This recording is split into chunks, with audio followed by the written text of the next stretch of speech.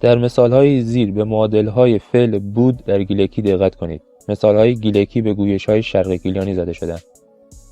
پدر مریض بود. پر ناخوش بود. پدر خانه بود. پر خانه ایسا. ماشین تعمیرگاه بود. ماشین تعمیرگاه نابو. در تنگ آب بود. تنگ من آب دو. رو درخت سیب بود. دار سر سیب بابا. رو زمین آشغال بود. زمین سر آشغال فوبا. اگه دقت کنید میبینید که مثالهای فارسی همگی با فعل بود همراه هستش، اما در گیلکی از فعلهای متفاوت استفاده شده. دونه دونه از بالا بررسی میکنیم که چرا در گیلکی از فعلهای متفاوت استفاده میشه.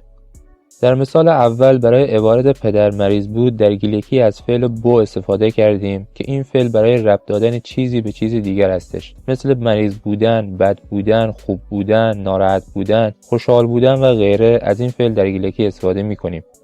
در مثال دوم برای عبارت پدر خانه بود در گیلکی از فعل حسابو استفاده کردیم که این فعل همونطور که در ویدیوهای قبلی نیز گفتیم برای بیان وجود داشتن جاندار هستش. یعنی در گیلکی اگه قرار باشه بگیم یک موجود جاندار در جای هستش، از فعل حسابون استفاده میکنیم.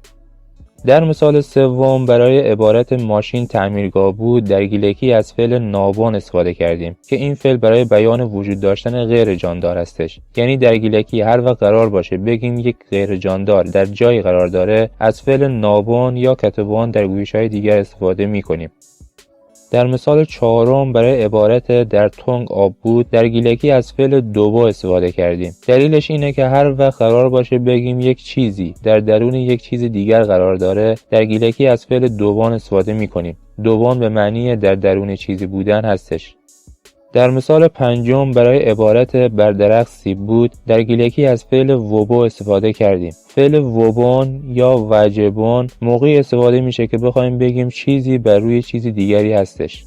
و در مثال آخر برای عبارت روی زمین آشغال بود از فعل فوبو استفاده کردیم. فعل فوبون یا فوجبون موقعی استفاده میشه که بخوایم بگیم چیزی در جایی به صورت ریخته شده وجود داره. پس من اگه بخوام به صورت خلاصه بگم در گیلکی بون برای ربط دادن چیزی به چیز دیگر استفاده میشه. حسابون برای بیان وجود داشتن موجود جاندار استفاده میشه. نابون یا کتبون برای بیان وجود داشتن غیر جاندار استفاده میشه. دوبون به معنی در درون چیزی بودن هستش. وبون به معنی بر روی چیزی بودن هستش. و فوبان به معنی ریخته بودن هستش. تا یه ویدیو آموزشی دیگه، خدا هاشمی همراه.